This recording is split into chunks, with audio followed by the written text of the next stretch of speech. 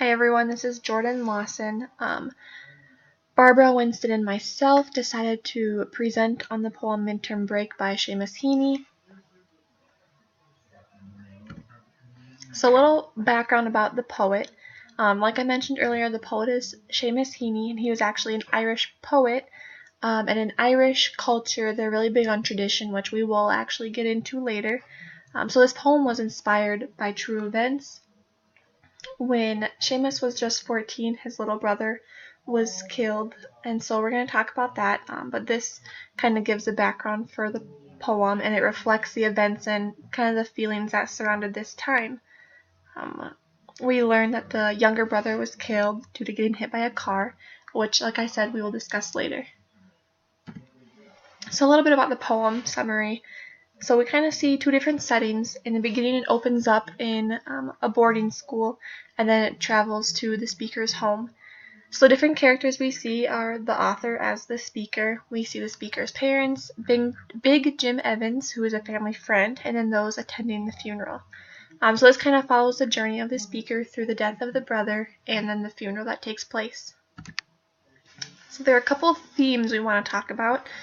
Those most prevalent were death and dying, and then the grieving process.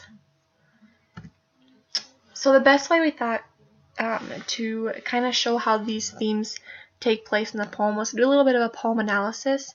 So before I discuss what we'll be talking about, I just want to break out on the left side of the screen we have the poem lines, and on the right side is kind of the analysis, and they have colors kind of corresponding the different meanings and such. So first off, the red is the different characters that are introduced. So here we see the speaker introduced, and he is at his boarding school, and he's been sitting in his sick bay all day. So one question that we were wondering is like, why this sick bay? And we learned that when you experience emotional loss or sadness, it can actually inflict physical pain. So we were thinking maybe with the news of his brother passing, he was physically ill as well. And then we see the bells knelling. And knelling is actually defined as a solemn ring of a bell, especially for a death or funeral. And we want to talk about how bells also symbolize something is over, so school and church and perhaps life in this instance for the author's younger brother. So we also want to ask, how will this impact the future? How will the author react every time he hears this kind of bell in the future? And then we see the setting change as it goes to the author's home.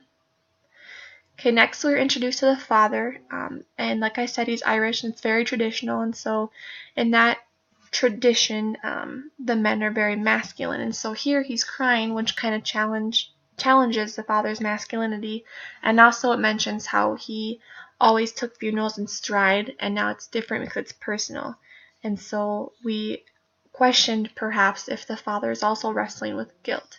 We're also introduced with how the younger brother died. Big Jim Evans says it was a hard blow, which kind of gives insight to the death. Here we see the baby get introduced, which is the author's youngest brother, and how he cooed and laughed, and that can also symbolize how life begins just as it ends. And the speaker is also embarrassed. He's embarrassed from the whispers and the attention, also challenging his masculinity. We see the funeral kind of unfold and his mother get introduced, and we see how his mother is grieving in angry and tearless sighs, and this is different from the father. The father is crying and the mother is angry, so this goes to show the different stages of grief. So then the corpse is brought in, and there's actually Irish tradition where when someone passes away, they bring the body to stay in the house for 3 days in case there's any a return to life. So we kind of see how the room is set up for this corpse, and it's brought into a peaceful environment with snowdrops and candles and the mention of poppy. So snowdrops can be a sign of hope, candles can mean prayer and portray peaceful and calm feelings and moods, and a poppy is actually a plant and used for opioids, so pain relief. So it could be a signal of the brother now being pain-free. And it mentions a bruise on his left temple, and bumper knocked him clear, also giving more insight to death. So the youngest brother was hit by a car, and the cause of death was potentially a brain injury. So lastly, we find out how old this younger brother was. They say a 4-foot box, a foot for every year, giving insight to the younger brother was 4 when he had passed away. So in conclusion, the two themes we saw most throughout this poem was death and the grieving process. And there's just a couple of things to take away from this. The first one is everyone faces death but deals with it in different ways. The second is dying can be painful, but also it leaves those behind in pain as they continue to live and they kind of follow through that grieving process. Also, bruises are temporary, just like life, because we never really know the ending. And I just want to leave you with this quote that I found. It says, "We never truly get over a loss, but we can move forward and evolve from it." That's by Elizabeth Beerian. I hope you liked the presentation. That's all I have for you. Thank you.